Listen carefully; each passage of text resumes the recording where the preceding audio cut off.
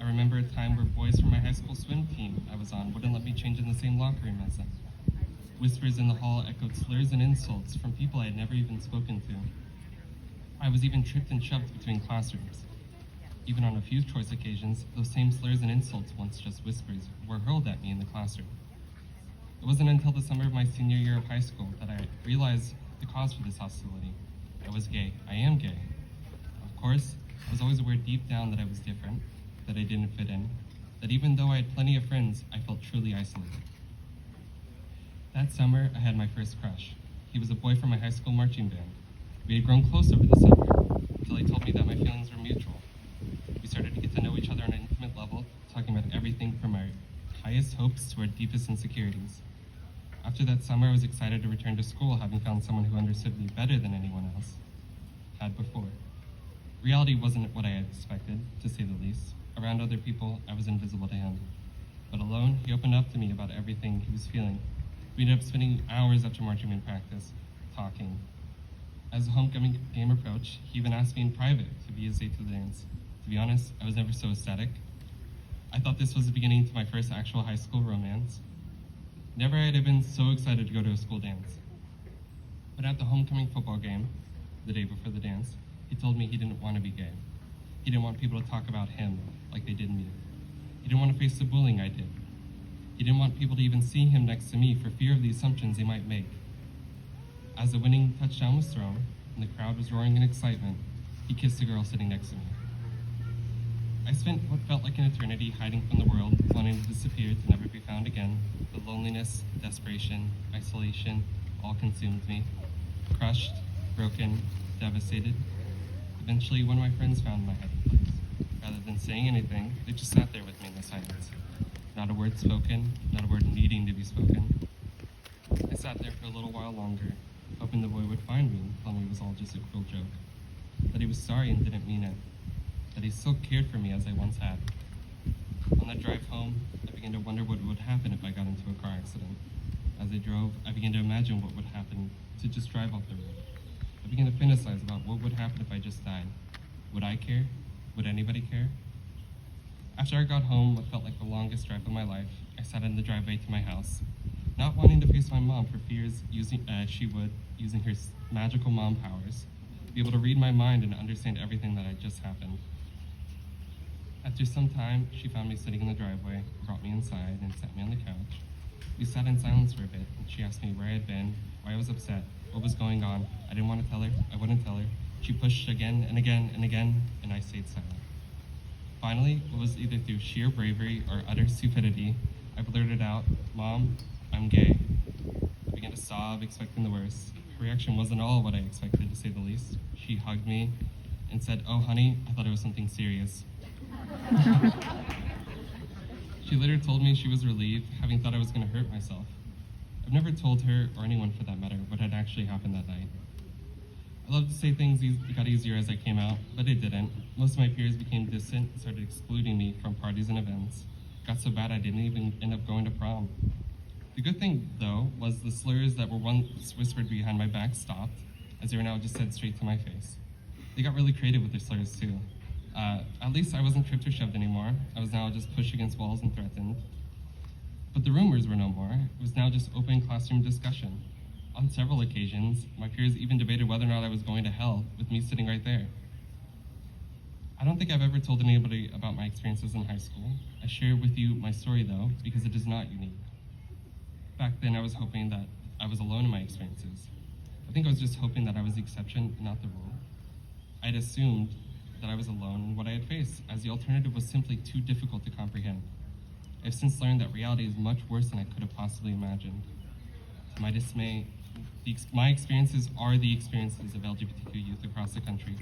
We face higher rates of depression, anxiety, isolation, harassment, assault, hate crimes, homelessness, and substance abuse, and suicide. To be honest, I can't think of a single thing where there doesn't exist a significant disparity between LGBTQ youth and heterosexual youth. Even with teen pregnancies, LGBT youth top the charts. I was one of the over 95% of LGBTQ students who hear horrific slurs in the classroom each year. I was one of the 1 in 3 LGBTQ students bullied on school property each year. I was one of the 1.2 million LGBTQ students who seriously consider suicide each year. For no other group is it socially acceptable to publicly debate their existence. For no other group is it legal to discriminate against them in 29 states. For no other group has entire laws been enacted to exclude quite literally 1 or 2 students from sports. For no other group has 333 bills been introduced against them this year. It is only May. It may seem daunting, this issue, and the disparities facing LGBTQ students.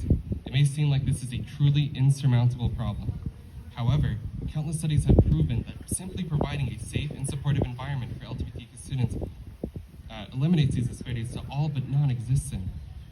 While the solution might seem very simple, I'll be honest, the societal factors that create the toxic environment for LGBTQ individuals was not so easy to solve. When faced with such injustices, which solution seems so straightforward, I couldn't stay silent.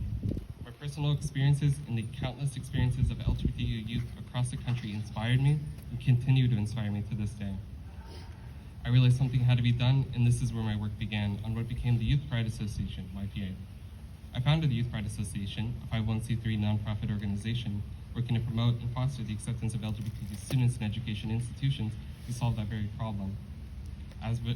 In just 2 short years, YPA has been able to make significant progress towards educating, supporting, and advocating for LGBTQ students. This year, YPA successfully launched the Acceptance Week program at Royal High School in Simi Valley High School, and I'm happy to say the program had overwhelming positive impact on the LGBTQ students there, specifically with their sense of acceptance from their school, peers, and teachers. This program will continue to have a positive impact on students and future high schools for many years to come. YPA has also recently had success with a new and innovative support group program reaching underserving LGBTQ students in over 30 states. YPA has also been able to advise several education institutions on LGBTQ inclusivity and equity, with recent success at CI with announced plans to convert 15 restrooms to all-gender restrooms this summer to better serve transgender non-binary populations. As with any task worth doing, there are many insurmountable problems and obstacles that appear along the way. One unexpected one was a global pandemic locking down the country after starting my work. Only a month into it, but little by little progress has been made. When I was asked to speak words of inspiration for the campus community today, I couldn't think of anything particularly special about me. There isn't a specific trait or skill I possess going into this work that made it any easier or any less challenging. In fact, I learned most of what I needed to run a nonprofit organization through Google searches and online resources, if you could believe that. So rather than providing vague words of encouragement, I thought I would share some of the lessons I've learned along the way to help you in your journey to creating meaningful change in our world. The first lesson I learned was to find your team. I wouldn't be here today without my team here at CI who work tirelessly to help LGBTQ youth. Where did you get that? Your team is, but I do want to say your team isn't just the people you work with to accomplish your goals. Your team is the people that support you at your best and at your worst. They're the people that are here for you no matter what. The second lesson I learned was don't underestimate the difficulty of your work. This is a lesson I keep learning over and over again. Changing the world is surprisingly harder than it looks. I think the most recent example of this was a virtual support group program my organization launched. I secured a psychologist willing to volunteer their time at no pay, and thought it would be at best a month to implement this program. Needless to say, it was very wrong.